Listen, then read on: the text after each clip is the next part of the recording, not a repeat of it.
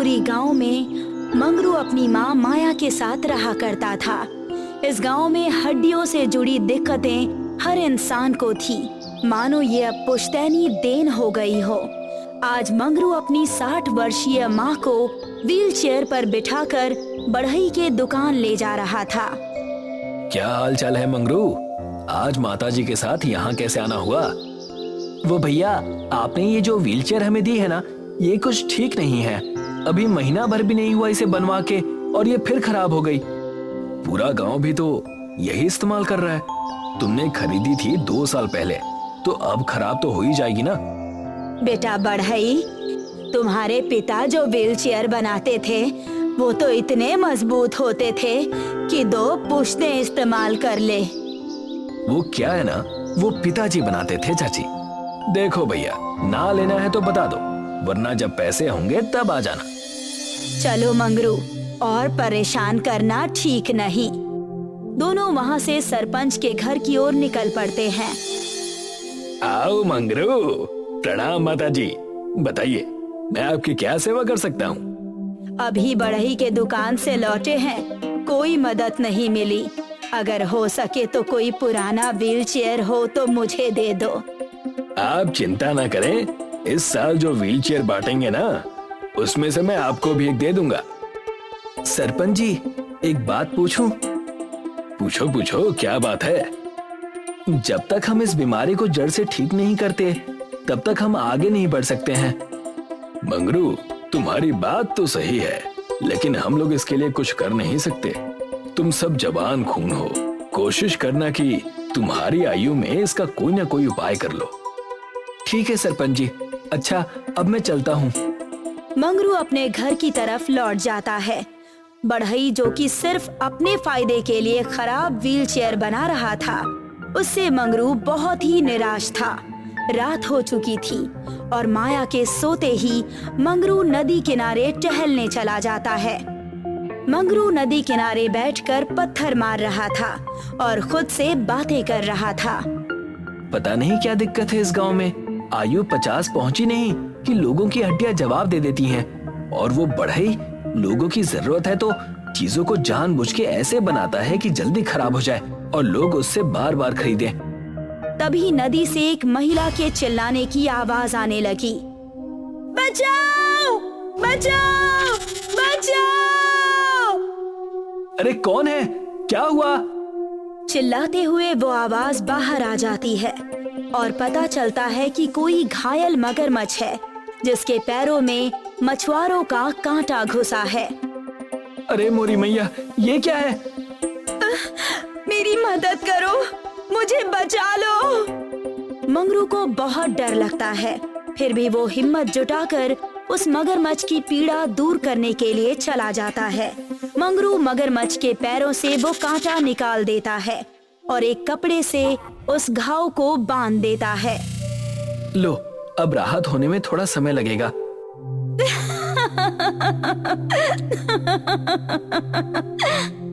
तभी वो मगरमच्छ एक सुंदर जल कन्या के रूप में परिवर्तित हो गई और मंगरू से मुस्कुराकर कहने लगी, मैं एक जल कन्या हूँ। मुझ पर एक बहुत ही बड़ा श्राप था। मैंने अपने रूप के अहंकार में एक ऋषि को क्रूर बातें कही थी और उनका अपमान किया था।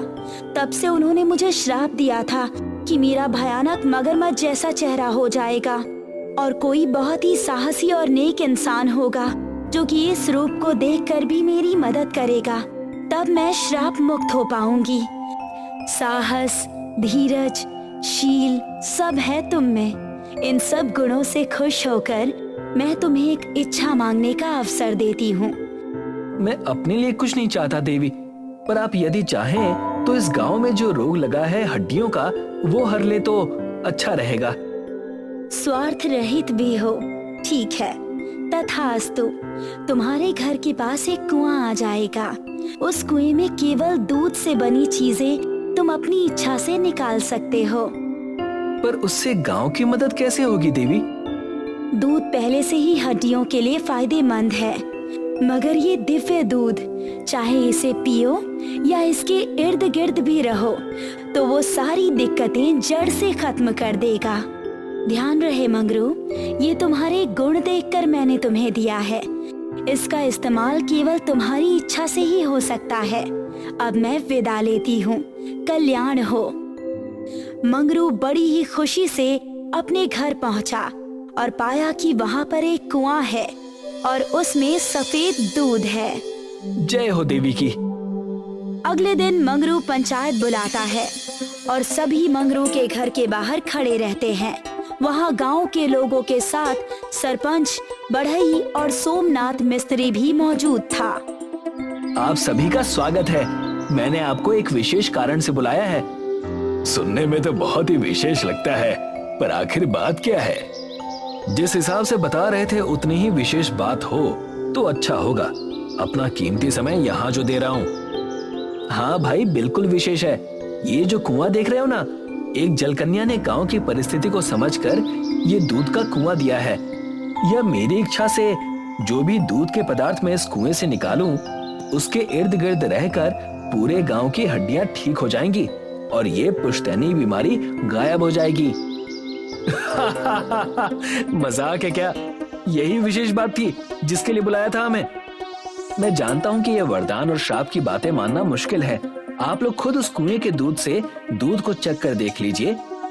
मंगरू की बात सुनकर सभी गांव वालों ने कुएं में झांक कर देखा और पाया कि सही में उस कुएं में दूध है। सब चकित रह गए। फिर मंगरू ने बाल्टी से दूध निकालकर सबको दूध पिलाया। मेरी उम्र भी अब उस रेखा को पार करने वाली थी जहां मेरी हड्डियां जवाब दे दें, पर इस दूध को पीते ही थोड़ा असर जरूर महसूस हुआ। हाँ प्रधान जी, आप बिल्कुल सही कह रहे हैं। अगर हम मंगरू की बात मान लें तो हमें इस पुश्तैनी बीमारी से छुटकारा मिल जाएगा। हाँ सोमनाथ, और मैंने इसीलिए तुम्हें बुलाया है। मैं चाहता हूँ कि हम सब मिलकर हर घर को इस दूध से बने हुए पनीर से बनाएं। मेरी इच्छा से ये पनीर के रूप में बाहर आएगा और ठोस हो जाएगा। ठीक है मंगरू। सभी बड़े खुश थे और अगले ही दिन सब मिलकर घर में पनीर बनाने लगे। मानो गांव में खुशी की एक नई लहर आई हो। मानो गांव के लोगों में एकता का जन्म हुआ हो। हर कोई देखना चाहता था कि पुश्तों से चली आ रही इस बीमारी का अंत कैसा होगा और वो कितना सुगम होगा। मिस्त्री और सरपंच मंगरू के घर बैठे थे। माया भले ही डंडे की मदद से चल रही थी, पर अब वो चल पा रही थी। मात्र 2 महीनों में इतना सुधार हुआ है कि पूछो मत। हाँ सरपंच जी, अगर सब ठीक रहा तो मात्र 2 साल में ये दिक्कत जड़ से खत्म हो जाएगी और आने वाली पीढ़ी को कभी दिक्कत ही नहीं होगी। पर एक बात ध्यान में रखिएगा कि वो बढ़ई, उसने मेरी नाक में दम कर रखा है। कहता है कि मैं गांव की मदद ना करूं। बचपन की दोस्ती की कस्में देना और उससे काम ना बना तो नाता खत्म करने की धमकियां देने लगा। ये तो चिंता की बात है। आखिर वो ऐसा क्यों कर रहा है सरपंच जी? तुम भोले हो बेटा मंगरू, इसीलिए समझ नहीं पा रहे। अगर सबकी दिक्कतें खत्म हो जाएंगी तो उसका धंधा तो चौपट हो जाएगा ना। मंगरू कुछ सोचने लगा, पर उसने कुछ जवाब नहीं दिया। कुछ कहते क्यों नहीं मंगरू? अगर कोई बात है तो हमें बताकर मन हल्का कर लो। नहीं, शायद हमें कुछ करने की जरूरत ही नहीं। पर वो क्यों? अगर असल में बढ़ई कुछ करने की कोशिश करेगा तब आप खुद ही समझ जाएंगे। मैं बढ़ई पर अब भी भरोसा रखना चाहता हूँ और यदि कोई दिक्कत आई तो उसका असर गांव पर नहीं होगा। ठीक है, जैसा तुम कहो मंगरू। सब अपने घर चले गए और मंगरू गांव में दूध बांटने निकल गया। देखते ही देखते शाम हो गई। बढ़ई कुएं के पास एक बाल्टी में कुछ लेकर खुद से बातें कर रहा था। आया बड़ा मेरा धंधा चौपट करने वाला। लोगों का नेता बनने का बहुत शौक है ना। ये सारा केमिकल डालकर इस पूरे दूध को खराब कर दूंगा, फिर देखते हैं। बढ़ई पूरी बाल्टी कुएं में खाली करने लगा। तभी अचानक उस कुएं के ऊपर वही सुंदर जल कन्या प्रकट हो गई। इस दुनिया में कर्मों का बड़ा खेल है। चाहो या ना चाहो, जान कर करो या अनजाने में, पर कर्म करे बिना जीवन नहीं चलता। कौन हो तुम और कहना क्या चाहती हो?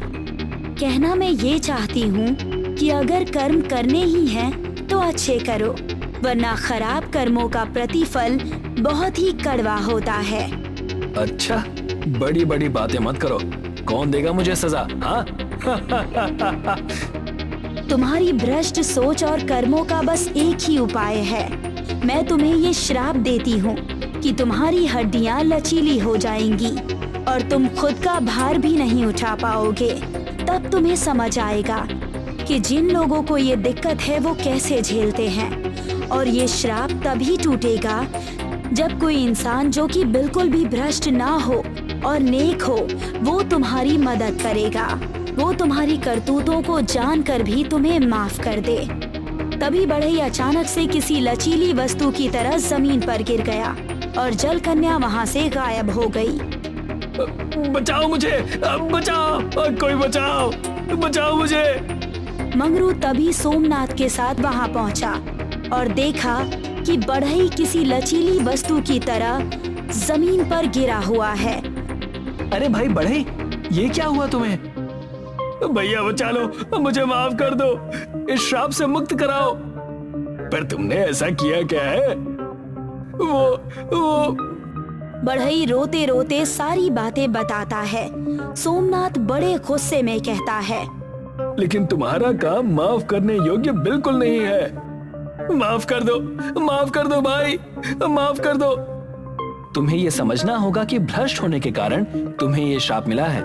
लोगों की पीड़ा का फायदा तो तुमने उठाया ही, पर जब वो पीड़ा से दूर होने लगे तो तुमने फिर उन्हें उसी पीड़ा में झोंकने की कोशिश की। मैं जानता हूँ, मैं समझता हूँ, जब खुद पर बीत रही है तब समझ आ रहा है मेरे बाबा लोगों की इतनी मदद क्यों करते थे। ठीक है, मैं बिना किसी शर्त के तुम्हें माफ करता हूँ और उम्मीद करता हूँ कि तुम्हारे अंदर का इंसान जाग जाए। तभी बढ़ई ठीक हो गया और हाथ जोड़कर मंगरू को प्रणाम करने लगा। इस घटना के कुछ ही सालों बाद गांव की ये पुश्तैनी बीमारी बिल्कुल ठीक हो गई। देवपुर गांव में माया और वीना नाम की दो पड़ोसनें रहती थी। वीना का परिवार फूला फला था, उसके पति की कमाई भी काफी अच्छी थी। वही माया एक विधवा थी। उसके पति को मरे हुए 4 बरस बीत गए थे और वो गांव में छोटा मोटा काम करके अपने और अपने बेटे का पेट पाल रही थी। रवि और रोहन एक साथ खेला करते थे। चल रवि, मैं बाजार जा रहा हूँ, आज मेरी मम्मी मुझे आइसक्रीम खिलाएंगी। सच में? हाँ, अब मैं जाता हूँ वरना मम्मी डांटेगी। रोहन वहां से चला गया, पर रवि के मन में आइसक्रीम खाने का ख्याल घर कर गया। रवि ने कभी आइसक्रीम खाई नहीं थी, बस दूसरे बच्चों को खाते हुए देखी थी। खैर, रवि मायूस होकर अपने घर लौटा। क्या हुआ? तेरा मुंह क्यों लटका हुआ है? माँ, मुझे भी आइसक्रीम खानी है। राहुल की मम्मी उसे आइसक्रीम खिलाने बाजार ले गई है। बेटा, तू तो समझदार है ना? हाँ, मैं जानता हूँ माँ कि हमारे पास आइसक्रीम खरीदने के पैसे नहीं हैं। कोई बात नहीं, छोड़िए। आज आपने खाने में क्या बनाया है? तेरी पसंदीदा दाल चावल। तू खा ले, मैं काम पर जाकर आती हूँ। ठीक है माँ। माया का ध्यान रवि के उतरे हुए चेहरे पे था। वो रास्ते भर रवि के बारे में सोचती रही। काश मैं कुछ और पैसे कमा लेती जिससे मैं रवि को आइसक्रीम खिला सकती। उस बेचारे का कितना मन है। हे भगवान, मेरी मदद कर दीजिए। वृक्षदेव ने माया की बात सुन ली और उसके सामने प्रकट हो गए। पुत्री, मैं तुम्हारी विपदा समझ सकता हूँ। तुम अपने बेटे की इच्छा पूरी करना चाहती हो और इसमें मैं तुम्हारी मदद कर सकता हूँ। हे प्रभु, आप सच में मेरी मदद करेंगे? क्या मेरा बेटा सच में आइसक्रीम खाएगा? हाँ, ये लो। वृक्षदेव ने माया को कुछ बीज दे दिए। इन्हें अपने आंगन में बो दो। अगले दिन इसमें से जो पौधे आएंगे उनमें आइसक्रीम टंगी होगी। आइसक्रीम के पौधे? हाँ। माया ने वृक्षदेव का आशीर्वाद लिया। वो जादुई बीज लेकर अपने घर लौटी। घर के बाहर आंगन में एक छोटा सा खेत था। माया ने सारे बीज इसी छोटे से खेत में बो दिए। माँ, ये आप क्या कर रही हो? मैं आइसक्रीम के पौधों के बीज बो रही हूँ। आइसक्रीम के पौधे? हाँ बेटा, वृक्ष देव ने खुद मुझे ये जादुई बीज दिए हैं। इनमें आइसक्रीम उगेगी सच में? हाँ। वाह, फिर तो हम आइसक्रीम खा भी सकते हैं और बेच भी सकते हैं। इस बारे में तो मैंने सोचा ही नहीं। अगर हम ढेर सारी आइसक्रीम उगाकर बेचे तो हमें बहुत सारे पैसे मिलेंगे और मुझे गांव में काम करने की भी जरूरत नहीं। हाँ माँ, हम तो बहुत पैसे वाले हो जाएंगे। बिल्कुल। अब इन बीजों में पानी डाल दो। जी माँ। आज आप काम पर नहीं जा रही? नहीं बेटा, कल हमारे खुद की आइसक्रीम के खेत होंगे, तो मैं भला दूसरों के यहाँ काम करने क्यों जाऊँ? वो भी है। माया ने सोच रखा था कि अगले दिन आइसक्रीम उगेगी। वो उन आइसक्रीम्स को बेचकर बहुत सारे पैसे कमाएगी। इसी विचार से वो अपने काम पर भी नहीं गई। उसके मन में पैसों का लालच आ गया था। रात में उसे नींद भी नहीं आ रही थी। वो सोच में डूबी थी कि आइसक्रीम बेचकर वो कितने पैसे कमाएगी। मुझे एक आइसक्रीम कितने में बेचनी चाहिए? क्या सारी आइसक्रीम अलग अलग होंगी या एक जैसी? ये सारे ख्याल उसके दिमाग में घूम रहे थे। खैर सुबह हुई और माया दौड़ते हुए घर से बाहर आई और उसने अपने खेत देखे तो वहाँ कुछ भी उगा नहीं था। अरे ये क्या? वृक्षदेव ने तो कहा था कि वो जादुई बीज है, उनसे एक दिन में ही आइसक्रीम का पेड़ उग जाएगा, पर ऐसा कुछ नहीं हुआ। माया मायूस हो गई थी। रवि भी घर के बाहर आया और अब उसका भी मुंह लटक गया। माया ने रवि का हाथ थामा और उसे लेकर निकल गई। वो उसी वृक्ष के पास आई। वृक्षदेव, वृक्षदेव! वृक्षदेव प्रकट हुए। क्या हुआ पुत्री? तुम इतनी क्रोधित क्यों हो? आपने कल मुझे जादुई आइसक्रीम के बीज दिए थे और कहा था कि एक ही दिन में वो उग जाएंगे, लेकिन उन बीजों में से तो कुछ नहीं उगा। ऐसे कैसे हो सकता है? पुत्री, क्या तुम मुझे बता सकती हो कि तुमने क्या किया? मैंने वो बीज अपने छोटे खेतों में बो दिए और उन्हें पानी भी डाल दिया। फिर भी नहीं उगे? अजीब है। खैर, ये लो नए बीज। इस बार जरूर आइसक्रीम के पौधे उग जाएंगे। माया ने वो नई जादुई बीजें ली और वापस घर की ओर चल पड़ी। एक बार फिर उसने अपने आंगन में वो बीज बो दिए और उन पर पानी डाला और इंतजार करने लगी। अगली सुबह भी वहां कोई पौधा नहीं था। ये देखकर माया क्रोधित हो गई और गुस्से में वृक्ष देवता के पेड़ की ओर चली गई और पहुंचते ही रोने और चिल्लाने लगी। वृक्षदेव, आप मेरी गरीबी का ऐसा मजाक उड़ाएंगे ऐसा सोचा नहीं था। पुत्री, मैंने तुम्हारे साथ कोई मजाक नहीं किया। मैंने तुम्हारी मदद करने के लिए तुम्हें वो जादुई बीज दिए थे, क्योंकि तुम अपने बेटे को आइसक्रीम खिलाना चाहती थी। आपकी दी हुई बीज बोकर मैंने कितने सारे सपने देखे थे कि उन पर आइसक्रीम के पौधे उगेंगे। आइसक्रीम बेचकर मैं पैसे कमाऊंगी और अमीर बन जाऊंगी। मुझे लोगों के घर में काम करने की भी जरूरत नहीं पड़ेगी। यही तुमसे गलती हुई है पुत्री। क्या मतलब? मतलब ये कि मैंने तुम्हें वो बीज तुम्हारे बेटे की इच्छा पूरी करने के लिए दिए थे, पर तुम्हारे मन में लालच पनप गया। तुम आइसक्रीम बेचकर पैसे कमाने के लिए सोचने लगी। वो जादुई बीज इसीलिए नहीं उगे क्योंकि तुम्हारे विचार बदल गए। अगर तुम उसे अपने बेटे की इच्छा के लिए उगाती तो आज उनमें आइसक्रीम जरूर होती। माया को अपनी गलती समझ आ गई। देव ने एक बार फिर उसे जादुई बीज दिए। इस बार बस अपने बेटे की इच्छा पूरी करने का संकल्प लेना। लालच से दूर रहना पुत्री।